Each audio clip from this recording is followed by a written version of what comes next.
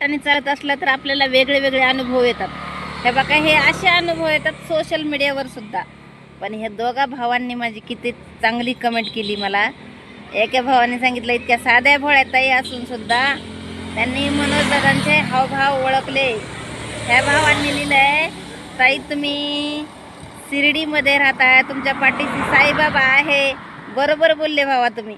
तुमच्या दोघा भावांचे खरंच खूप धन्यवाद. आणि तुमच्या आईंनी खरंच तुम्हाला खूप संस्कार चांगले दिले. तर आणि आईचे संस्कार चांगले दिले असलं तर समोरची व्यक्ती आपण दुसऱ्याला कमेंट चांगली करू शकतो. आणि हे दुसरा म्हणतो मला डुकरावणी गुखाती.